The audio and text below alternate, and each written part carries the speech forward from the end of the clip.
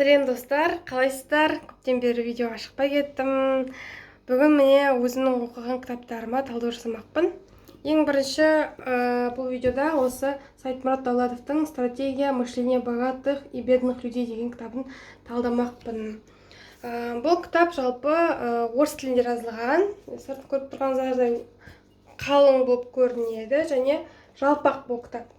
Артында Сайтмұрат Давлатовтың туралы шағын мәлімет бар. Мен мына кісі танитын болсаңыздар, Инстаграмда да қараймын. Бұл кісінің өте керемет кісі, өте төменгі деңгейден өте жоғары деңгейге жеткен бай адамдардың, бизнесмендердің бірі.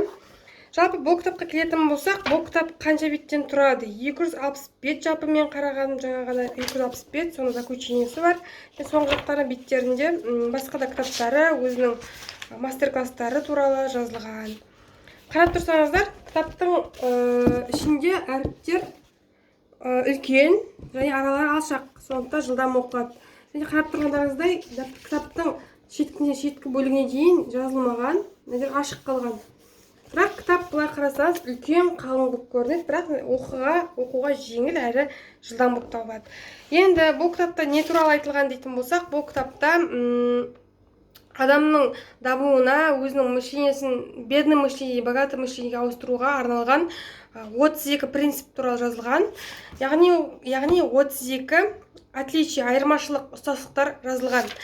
Осы кітапта кімдер оқуға кеңес бередім? Яғни бұл кітапта өзінің бойындағы осы дамуына кедергі жасап жүрген минус қабілеттерді осы кітаптан оқып, осы кітапты салыстыра отырып, өзінің сол минус қабілетті қалай плюс жаққа қарай, оң дұрыс жаққа қарай, жақсы жаққа қарай өзгертуге болады, сол туралы айтылған.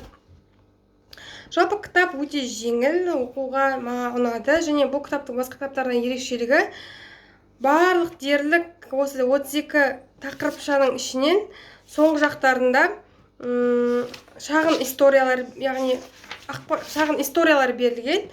Атақты адамдардың өмір баяны осы отличиеге, яғни осы категорияға, принципке байланысты, бір принципке байланысты.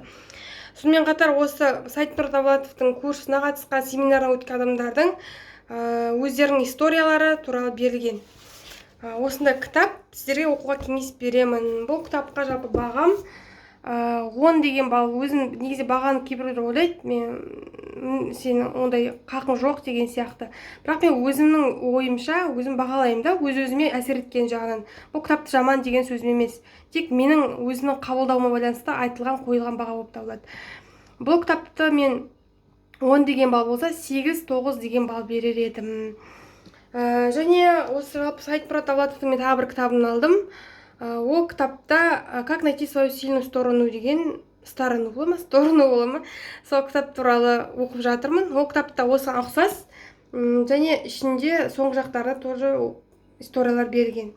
Өте қызық кітап, оқуға кеңес беремін. Мен бұны өзім неден алып едім? Жоқ, меломан алған шығар десем, меломан алмаппын. Заказ беру алдырттым. Шамасы бір 3 мыңға ма 4 мыңға алған шығармын. Осындай кітап, мен бұл кітапты бұрын оқыған едім, бастап, сосын жарты жылын тастап кеттім да.